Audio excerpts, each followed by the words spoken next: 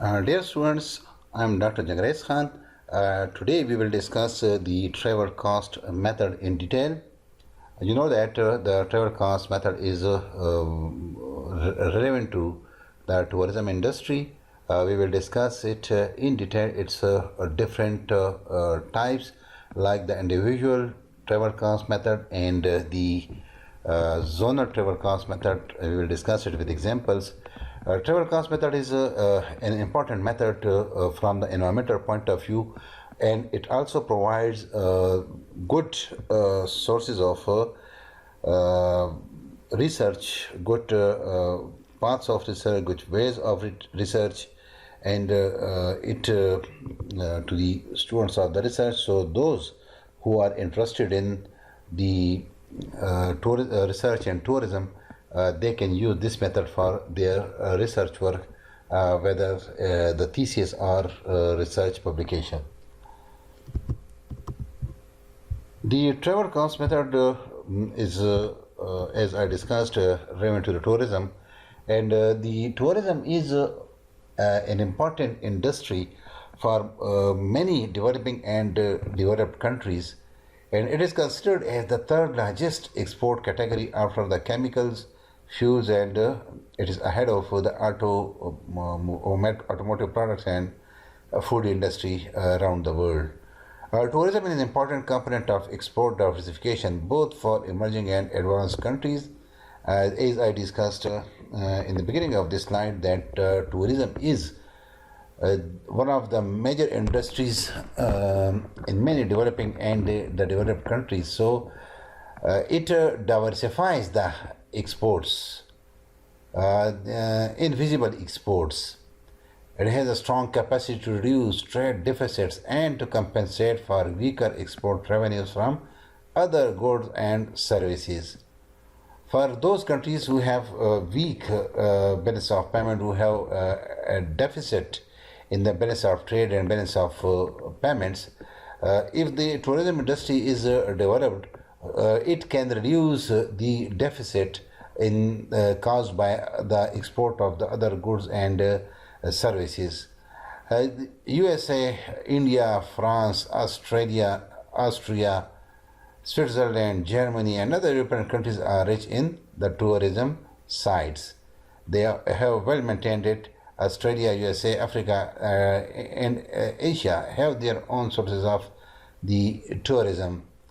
In these countries, they have been able to protect their recreation site, their tourism sites, and they are enjoying the benefits of the tourism.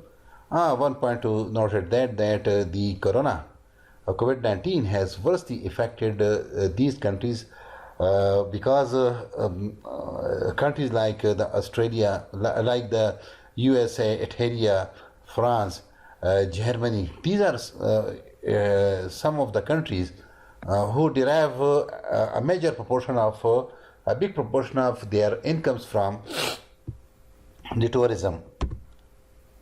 This is a good look at this diagram. The diagram is taken from the World Tourism Organization and World Trade Organization.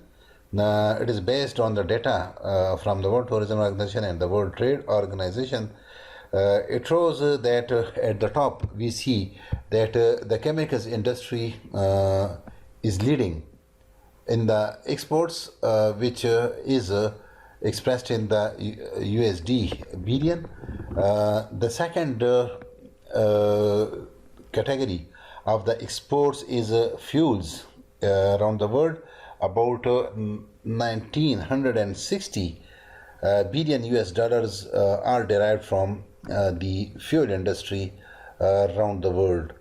As I discussed in the previous slide, the tourism, international tourism, it takes the third position after the chemicals and fuels.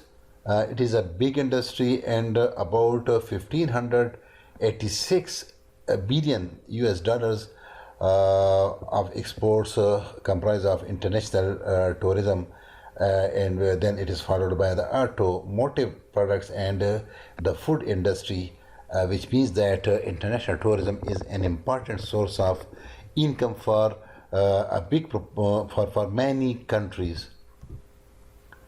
This is another good chart which shows the incomes are derived from the tourism during the we see that the in 2019 it is 1.5 trillion receipts in destinations, means the income was from 1.5 trillion US dollars, and there were about 256 billion passenger transport, and it was about the 7% of the global exports, against the 1.7 trillion income of the 1.7 trillion exports of in 2018, and which were about 29% of the world exports. This shows the significance of tourism in the global trade. This is another picture taken from the website of the World Tourism Organization, International World Tourism Organization, where we see the arrivals and top destinations.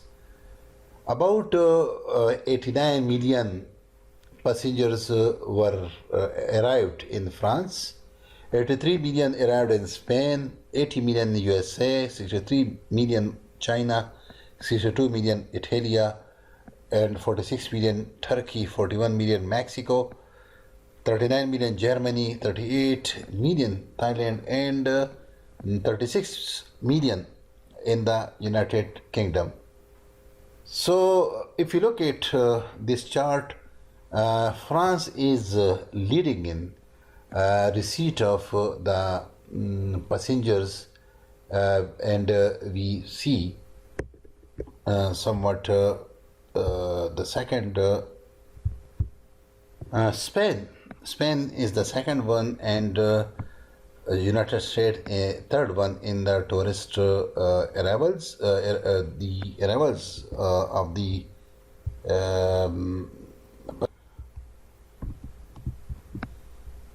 so this is another graph which shows top tourism earners. In the previous slide, we discussed the tourist arrivals, passenger arrivals, in which the France was leading, and USA was in third position. Spain was the second in the arrivals. But so far the tourist earning is concerned, the country at the top of the list is United States of America, which is earning 214 billion US dollars from the tourism.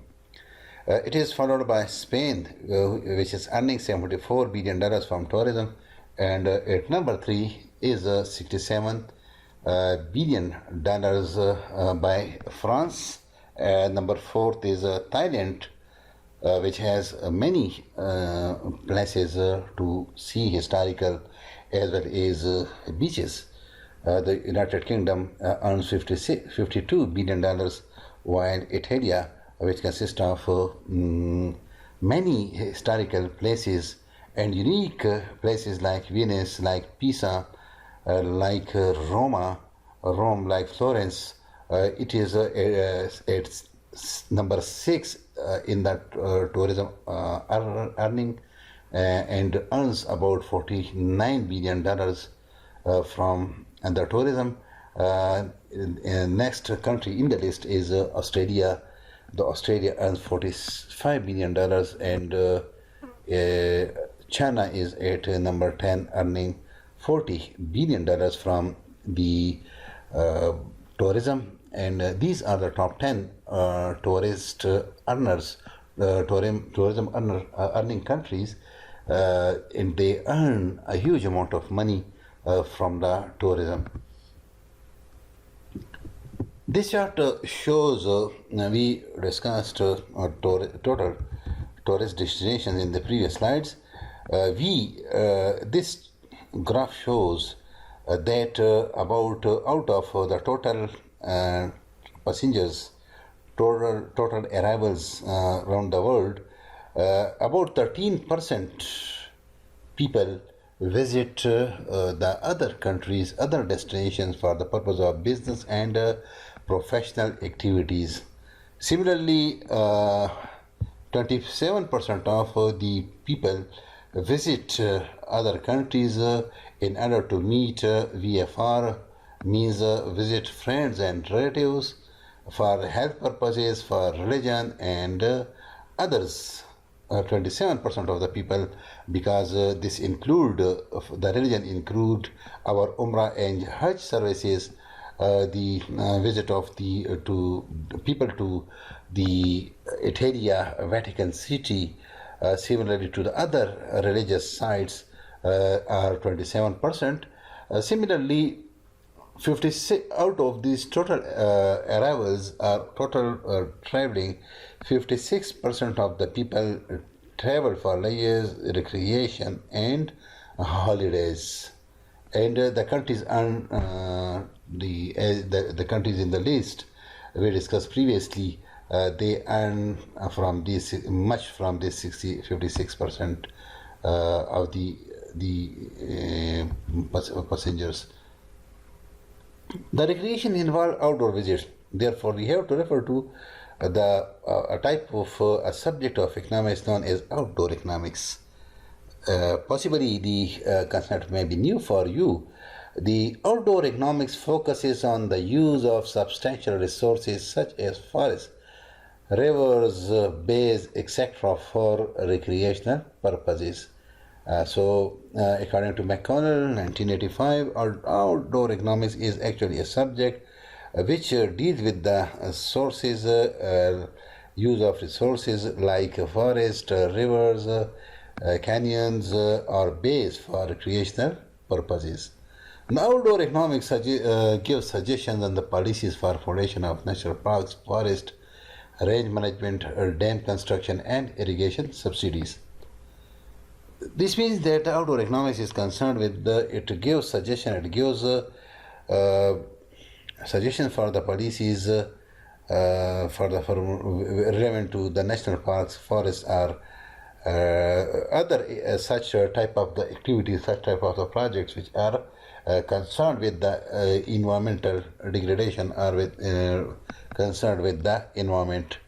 The provision of outdoor recreation is recommended by both health specialists and economists. So let us come to the travel cost method. The travel cost method is a substantial technique used to estimate the benefits from changes in environmental amenities, that is the facilities, comforts, services of the amenities means facilities, comfort, services of recreational sites. According to Hussain, 2004, travel cost method is a technique which deals with the estimation of the benefits from recreational sites.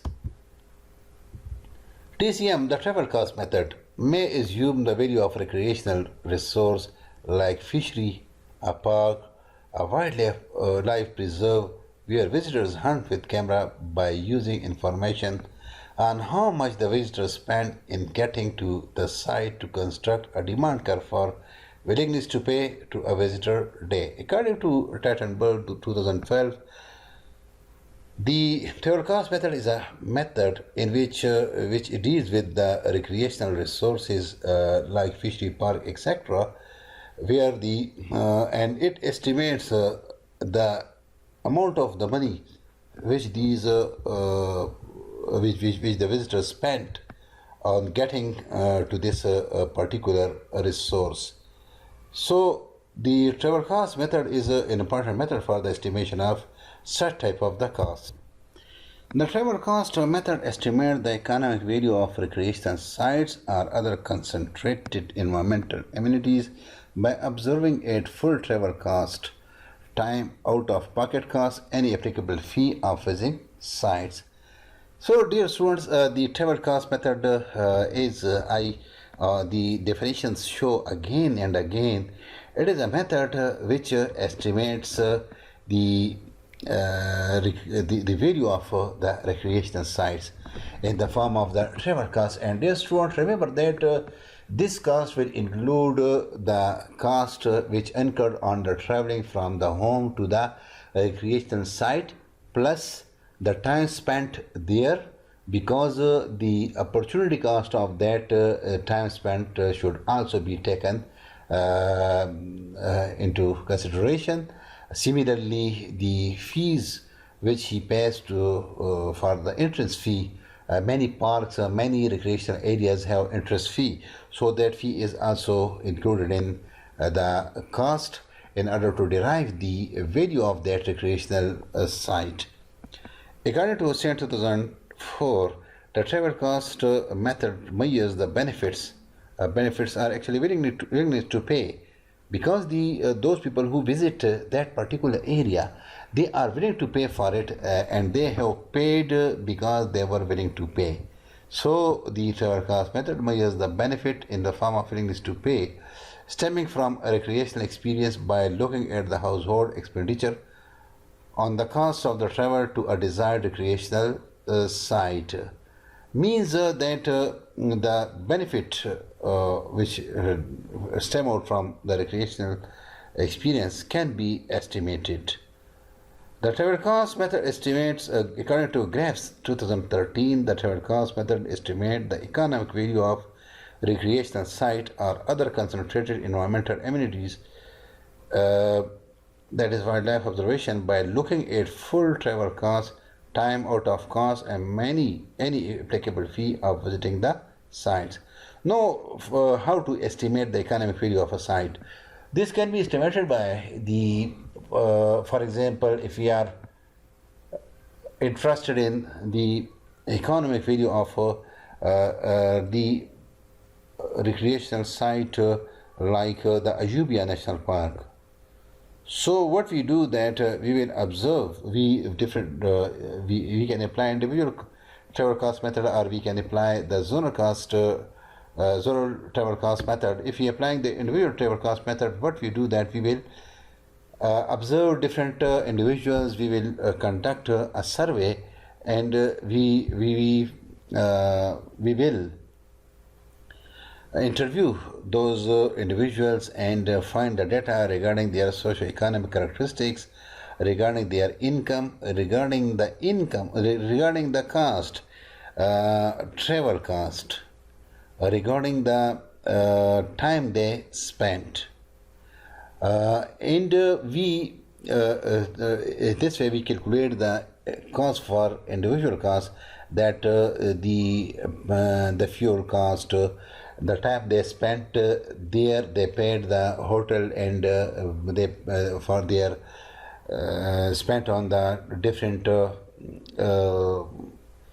food and other facilities, on their enjoyment in that particular area, plus the opportunity, the time cost, because suppose they spent there in the Natia Gully or near the Ayubia, they spent 3 days, including their traveling time.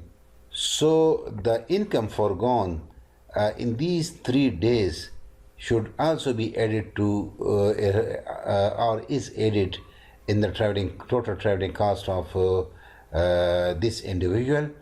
So then it is calculated, they are charged with a ticket, so that it is easy to calculate, to take the data from the concerned department, that the number of visitors to the Ayubia National Park during a particular year. Then the total the total benefit, or the total value of that recreational site can be obtained, can be calculated on the basis of this data.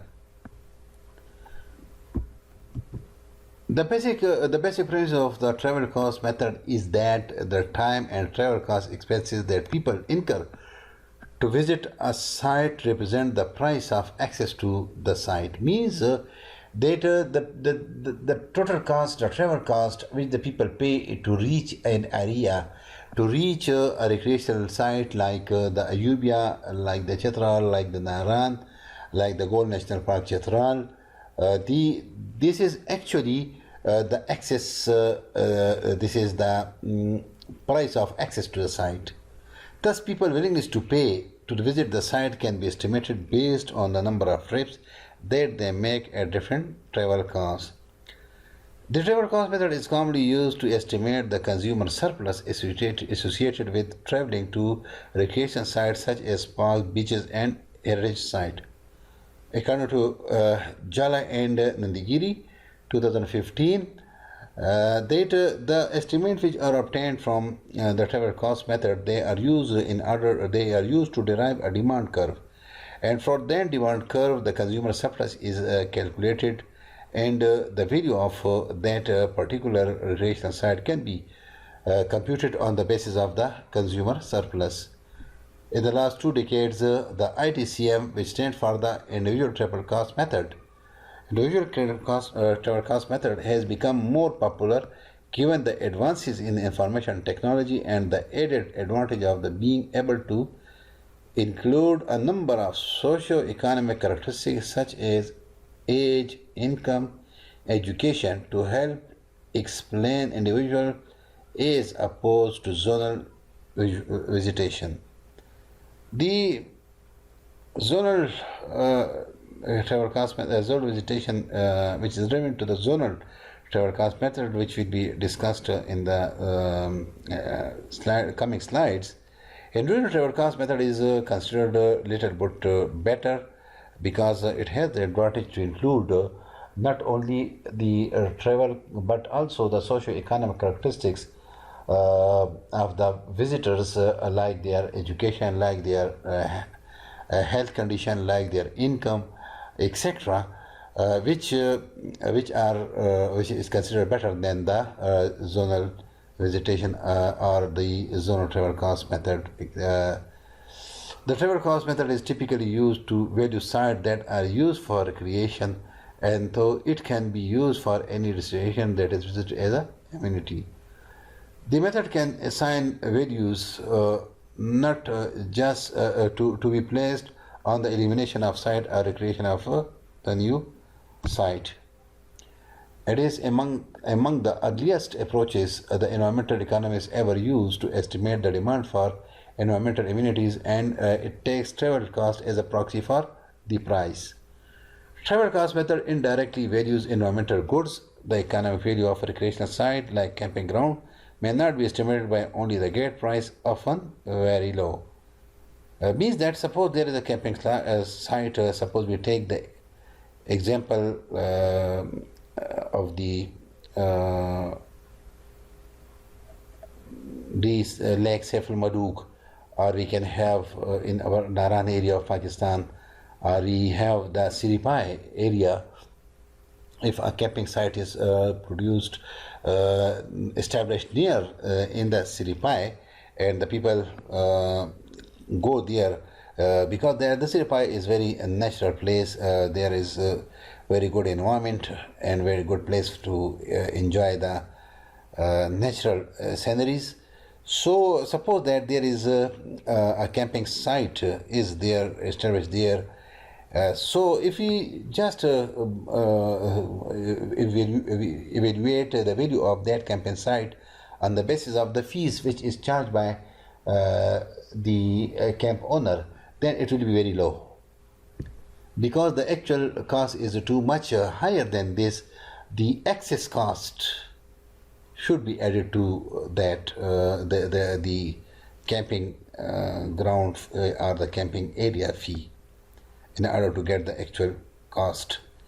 Tourists of a site usually come from various places, so instead of only the gate price, the price are willing to pay of each tourist can be approached on her or his travel costs. It has extensive success to empirically evaluate the demand for the recreational site. The TCM is a method which uses differences in travel costs to recreational site to estimate the demand for one site. This method, the TCM or travel cost method, has roots in 1950s, and since then it is wise on a wide scale. The origin of TCM is traced back to a letter by Harold Hotelling, written in response to a solicitation by the National Park Service. The solicitation was sent to 10 economists who suggest methods for measuring the benefit derived from national parks and other areas. The description suggested by Hotelling is known as the travel cost method, means that the technique used by the travel cost method is actually the suggestions given by Sir Hotelling in that particular letter written in 1950s. Because travel costs are more important determined in visiting a site, variation in travel costs help in the demand estimation. Now let us come to an example. How does travel cost method work? We suppose that the price of gasoline is $3 per gallon. At the same time, we take an individual, let's say me or you, or can any individual who has the wage rate $20 per work when he is at work after reduction of the taxes. We further suppose that the gasoline mileage is 25 miles per gallon, means that the car condition is such that if the 1 gallon of gasoline led to travel 25 miles, and as assume average speed of the 50 miles per hour, is possibly the access road is not in a good condition, or maybe it may be a hilly area, so the average speed of that vehicle is 50 miles per hour. So if an individual lives 50 miles away from the recreation site, it means that he will have to travel 100 kilometers on the both sides, 50 from one side and 50 coming back to his home, 100 kilometer. So for the 100 kilometer he will make use of 4 gallons of the gasoline, so the cost becomes 4 gallons of the gas. Similarly, plus he is the speed is 50 miles per hour, means that it will take 2 hours. Is his wage is of 20, so he will miss 2 hours of the at least 2 hours of the time. He will lose 2 hours of the wages at least. So 20 multiplied by 2, $40. So $12 the traveling, $40 the income foregone. The total travel cost of that individual becomes $52. Suppose with such travel costs, we suppose that he makes 2 trips to that particular site annually. Now we suppose of another individual who has a little lower wage than this individual. The second individual has the wage rate $15 per hour, and we further suppose that he lives 25 miles from the recreation site. This means that he will have to travel 50 kilometers from both sides, 25 from one side, 25 from returning back to his home. As the speed is,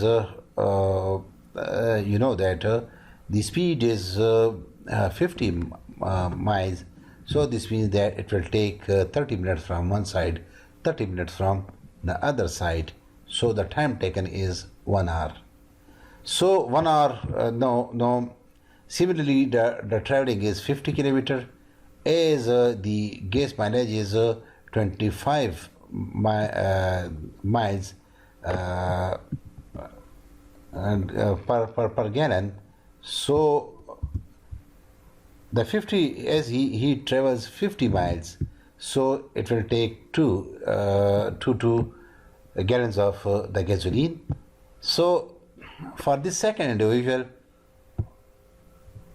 as he travels 50 kilometers, so the gasoline cost is 2 gallons or $6. As he will lose 1 hour of the working, and the rate is $15 per hour, so add 6 to 15. For this individual, this travel cost becomes $21.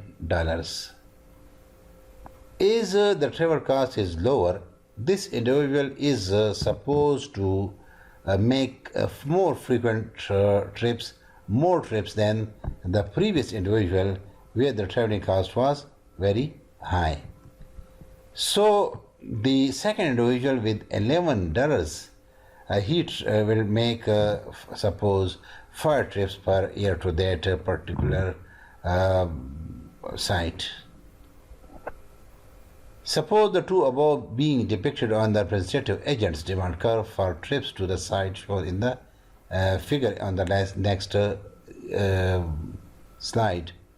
We say that we suppose that they are the representative agents, and we further suppose that if all visitors to the site had similar preferences by observing individuals with a range of costs because they live at different distances, we can trace out an individual demand curve.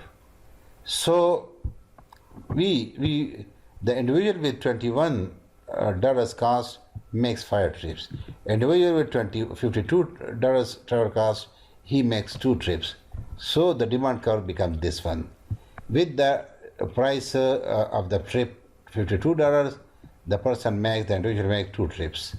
The person with having a price of the site $21, he makes 5 trips. So we find the demand curve downward sloping from left to right, where we have taken the number of trips on x-axis while the price of trip on y-axis.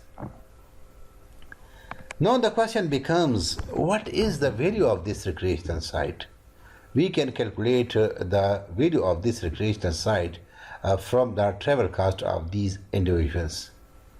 It is the consumer surplus that each individual receives from the visits that they may take, aggregating vertically as with any public good demand curve. That is, if the area under the demand curve from the chalk price, that is where the 0 trips are made, not shown in the figure. See, let me show where. Yeah. 0 here. So the area below this area, this area.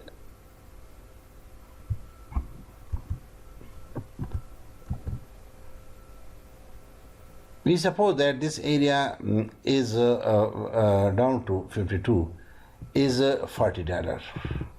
That area up to the is I again. Let me show that the area below this till this. Let's suppose that it is $40, and it is actually the excess value. That is the amount by which this person would be worse off if the site were to disappear. The other individual receives the other individual receives 40 plus the net benefit for having only to pay 21 to visit a site. The area under ground, the curve between the 52 and 21, say 85, and a total benefit of 125. The two trip makers have an average value of 82.50. Suppose there were 1,000 other trip makers during the year at various distances. So if we multiply this average traveling cost by 1,000, we get $82,500 per year, and this is referred to as the season demand for that recreational site, or the value of the benefits which can be derived from that recreational site. Dear students, we can, so far the travel cost method is concerned, we can have the zonal travel cost approach and the individual travel cost approach. There are two methods, zonal travel cost method and the individual travel cost method. Zonal travel cost method or zero travel cost approach is simplest and least expensive. This approach is used when we suppose that the individuals from the different zones, different areas come to that particular site having different distances, travel distances to access to that site. So we divide the areas around that particular recreation site into the different zones. The zones can be different cities, or it can be if the surrounding countries are small countries, not too very big countries. So it can also be the countries, or it can be regions, etc. This method will estimate a value for the recreation services of that site as a whole. It cannot be used to value a change in the quality of recreation for a site and may not consider some of the factors that may be important determinant of the value. It is applied by collecting information on the number of visits to a site from different distances. As I discussed, that different distances, the visitors from the different distances are taken into account, and those distances are divided into zones. Because the travel and time costs will increase the distance, this information allows the researcher to calculate the number of visits purchased at different prices. This information is used to construct the demand curve for that site and estimate the consumer surplus or economic benefits for that site. Dear students, be attentive to the procedure of the zonal travel cost method, because those who are interested in research, they can make use of these steps. The first step is to define a set of zones surrounding the site. As I discussed in the previous slide, the step number one is to divide the surrounding area of this site into different zones, and this surrounding area can be these zones can be cities, or it can be any geographic division like ours. The divisions or the provinces, or we can say the countries can also be a zone. These may be defined by the concentric circles around the site or by geographic divisions that make sense, such as metropolitan areas, countries surrounding the site at different distances. Once you have divided the surrounding area of that site into zones, then we come to step number 2. In step number 2, what we do, the second step is to collect information on the number of visitors from each zone. We collect information that how much people visited from a particular zone and number of visits made in the last year. Similarly, how many visitors came from that particular zone and how frequent they came. For a hypothetical example, assume that staff at the site keep record of the all number of the visitors and their zip code, which can be used to calculate total visitors per zone over the last year. We further suppose that the staff which is present at that particular site, they keep the record. They keep the record of the visitors. They have their addresses or the zonal information, and they also have the zip code of those visitors. So the first step was to divide the area around the site into zones. The second is to get information of the visitors from each zones, number of the visitors and the number of visits. So step number 3 is to calculate the visitation rate at per 1000 population in each zone. Possibly thousands of the visitors may come from one zone, but what the step number 3 is, to calculate the visitation rate per 1000 population as shown in this particular table. We derived this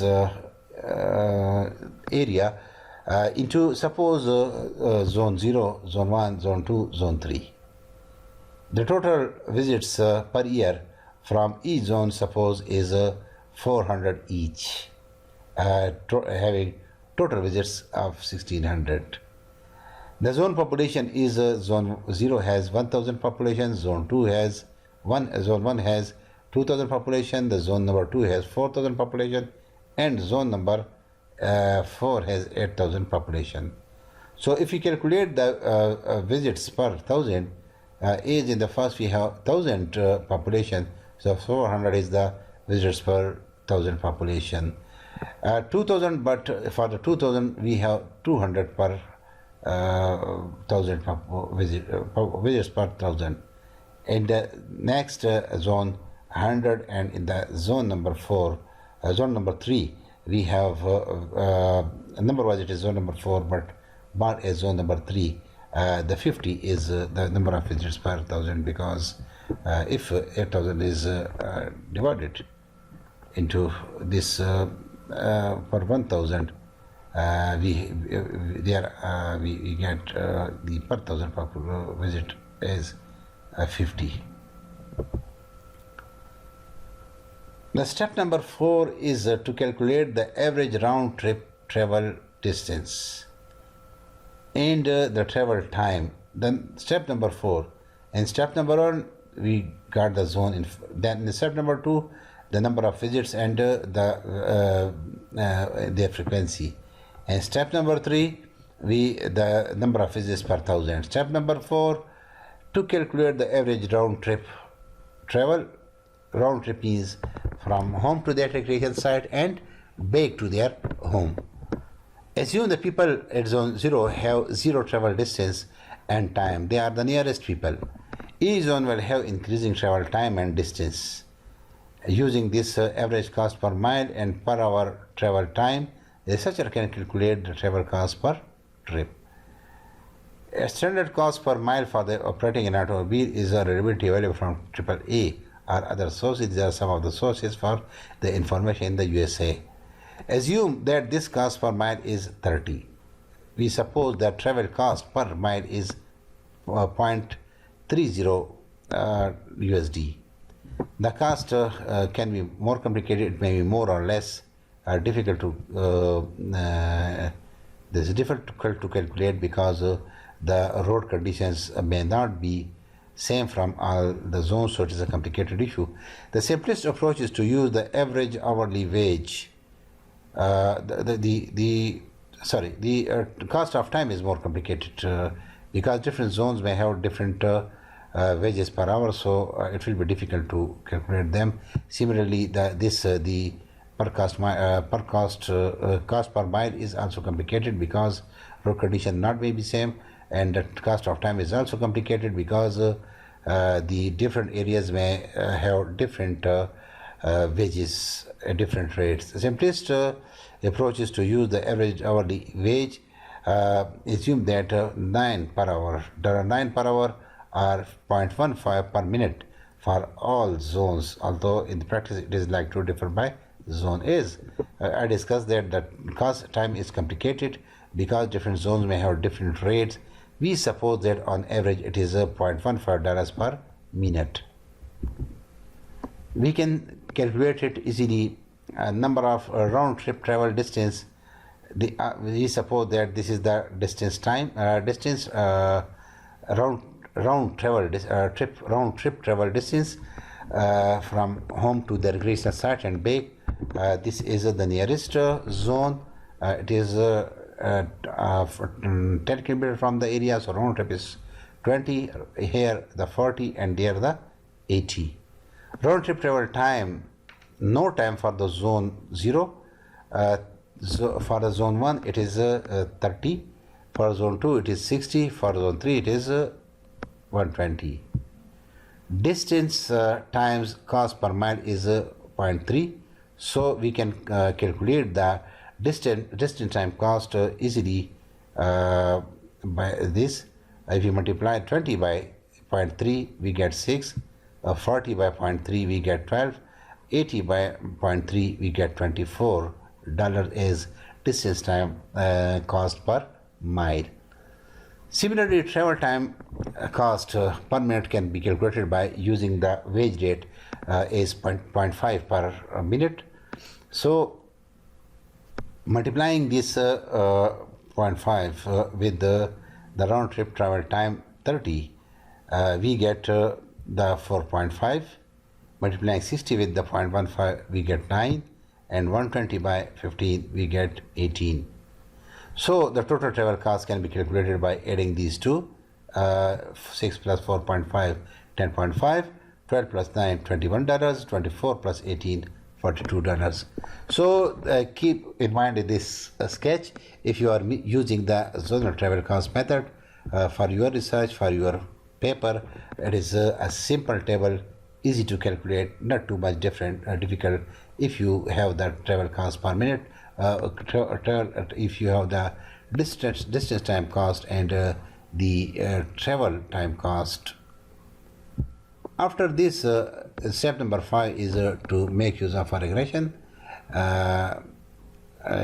in which the visits per thousand is the dependent variable, while the travel cost is the explanatory variable. The fifth step is to estimate using regression analysis the equation that relates visits per capita to a travel cost and other important variables. From this, the researcher can estimate the demand function for every visitor. In this simple model, the analysis might include demographic variables such as age, income, gender, and education level using the error value for each zone. To maintain the simplicity of the model, we have suppose we have estimated that visits per the result is the visits per hour per thousand visits per thousand equal to 330 minus 7.755 travel cost. We suppose that this is the coefficient for the travel cost and this is the intercept, and suppose the other variables have been excluded. The next step is step number 6. The sixth step is to construct the demand curve for the visits to the site using the results of the regression model. If you use this, you can develop own regression model for your own study, but for the sake of simplicity, we have taken this simple equation. By using this, the demand curve can be withdrawn. The first point on demand curve is the total visitors to the site at different access cost, which in this example is 1600 visits per hour per year. We have taken the 1600 as, so the first point on the demand curve is this 1600 visits per year. The other points can be found out by estimating the number of visitors at different hypothetical entrance fee. We suppose that we add different fees to the travel cost. Suppose that we start up by $10 entrance fee. So the different the visits can be calculated at the different rates. If we levy $10 fee, so the travel cost for the zone 0 become $10 because initially they had the zero cost. We see zero cost. If $10 is added to it, we get these $10. If $10 is added to the 10.5, the total travel cost becomes this. The next for the next zone it is 31. For the next zone it is 52. Calculated easily. The visits per thousand on the basis of the $10, it can be calculated as 252, 171, 90, and 0. Population of the different zones, we take it from the previous slide, and the total visits can be calculated for this at this rate. So in this case, these are 954 if added. Similarly, we can get the other points for the demand curve at the different entrance fee, and in a similar way the total number of visitors can be calculated. Like for $20 entrance fee it will be 409, for $30 it is 129, for $40 it is 20, for $50 it is 0. Means with increase in the entrance fee, increase in the total travel cost, the number of visits falls, and the demand curve can be derived in this way. On the x-axis we have travel cost, the total visits.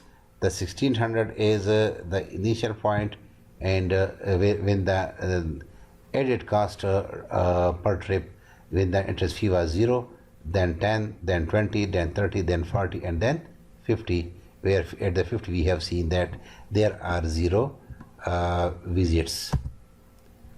In the step number 7, it is the final step, to estimate the total benefit from the site to visitors by calculating the consumer surplus or area under the demand curve, and the result of in the total estimate of the economic benefit from the increased uses of the site is about $23,000 per year, or it is $14.38 per visit. How do we use the results? Remember that the agency staff objective was to decide whether it is worthwhile to spend money on the programs and actions to protect this site, whether they should spend the government or the authority. They were interested in finding out whether they should spend on on this recreation site or not. If the action cost is less than $23, the cost will be less than the benefit, so they should spend. If the action cost is greater than $23,000, the staff will decide whether to make the other factors make them worthwhile or not, whether they should spend or not. They will have to decide on the basis of this result. And dear students, after the zonal travel cost method, we have the concept of the individual travel cost method. The individual travel cost method is a simple method, and it is similar to the zonal approach, but uses survey data from individual visitors in the statistic analysis rather than the data from each zone. The method thus requires more data collection and slightly more complicated analysis, but will give more precise results. For the hypothetical example of the recreational fishing site, rather than simply collecting information on different visitors, their zip code, and researchers would conduct a survey of the visitors. The survey is collected through a questionnaire, and the survey might ask the following information: location of the visitor's home, from where he came, how much distance he covered in order to reach to that particular site, how many times they visited the site in the past year. Further, it is spent how much time is spent in the travel and the travel expenses. Similarly, the questions like the person's income, information, and other value of time, and other socioeconomic characteristics like education, like health condition, like the age, like the physical conditions are also asked. Other locations visited during the same trip and the amount of time spent at each. Other reasons for trip, why he has visited, whether it is for recreation purpose, why it is for some religious purpose, or the visit is to meet the friends and relatives, etc. Fishing success at the site, if it is about the fishing, how many fish caught on each trip, perception of the environmental quality and quality of fishing at that substitute site that the person might visit. Using this survey method, the researcher can proceed in a similar way like the zonal model by estimating using regression analysis the relationship between number of visits and travel costs and other relevant information. The difference is that in the zonal travel cost method, the researcher makes use of the different zones, while there is no condition of the zones in the individual travel cost method. In the individual travel cost method, the researcher uses information received from a particular individual. This time the research will use individual data rather than the zonal data. The regression equation gives the demand curve for the average visitor to the site, and the area below this demand curve gives the average consumer surplus. This is multiplied by the total relevant population to estimate the consumer surplus for that site. The third approach to the travel cost method, or the third type of the travel cost method, is the random utility approach. It is a complicated approach and expensive, so it is rarely used. It allows for more flexibility in calculating the benefits. It is the best approach to use estimate for benefit from specific characteristics or quality of site rather than for the site as a whole. It is also the most appropriate approach when there are many substitute sites. The random utility approach assumes that individuals will pick the site that they prefer out of all fishing sites. Individuals make a trade-off between the site quality and the price of travel cost. Price of the travel to the site. Hence, this model requires information on all possible sites that a visitor might select. their quality characteristics and travel cost to each site, which is a complicated task. It is a little bit difficult for the researcher to go to collect the information of the different sites which may be located near that site, or which can be an alternate site of visit for that individual. So this approach is complicated and although it has some good characteristic as well, but it is complicated and expensive. So coming to at the end of this lecture, let us discuss some of the issues and limitations. Some of the limitations to the travel cost method. Let's call them limitations. Travel cost method is used that people perceive and respond to changes in travel costs the same way they would respond to changes in the admission price. Similarly, the most simple method assumes that an individual take a trip to a single purpose to visit a specific recreational site. Thus, if trip has more than one purpose, the value of the site may be overestimated. Is discussed in the travel types of the travel cost method, that the individual may be asked questions like the purpose of the visit. So it is possible that the relatives of many people may live near the recreational site, so the people may visit their friend and relative. In addition, they make use of this recreational site. So if in this case it is possible that the value of the recreational site may be overestimated. Defining and measuring the opportunity cost of time and value of time spent traveling can be problematic, because time spent on traveling could be have been used in other ways. It is an opportunity cost. It is a little bit difficult to estimate the opportunity cost of time and the time spent in that particular site. Those who value certain sites may choose to live nearby. If this case, then they will have lower travel costs but high value for the site that are not captured by this method. Entering visitors on the site can introduce sampling bias as to the analysis. Possibly they may not have the time to respond properly, or possibly they may not be willing to share the information like the socioeconomic characteristics, like their status, like their income level, like the family size, etc. Measuring the recreational quality and relating in recreational quality to the environment can be difficult. Measuring the recreational quality and relating recreational quality to the environmental quality can be difficult. Similarly, standard travel cost method approaches provide information about current conditions but not about the gains or losses from anticipated changes in the resource conditions. The travel cost method is limited to its scope in implication because it requires user participation. It involves the participation of the visitors, and sometimes those people who come for the recreation, they may not be willing to provide the information. It cannot be used to assign values to on-site environmental features and functions that users of the site do not find valuable. These include the choice of function of the functional form used to estimate the demand curve, choice of the estimating method, choice of the variables included in the model.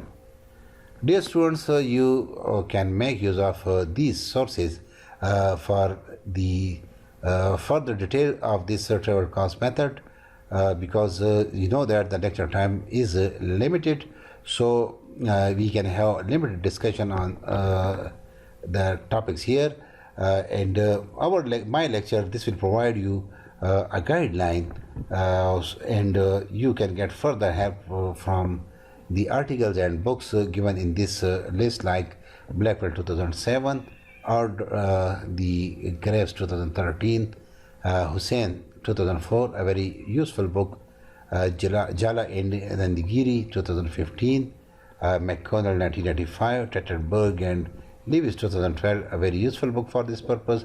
And you don't forget to use this website of the United Nations, the World Tourism Organization, and the world, the ecosystem valuation.org don't face the use of these website as well.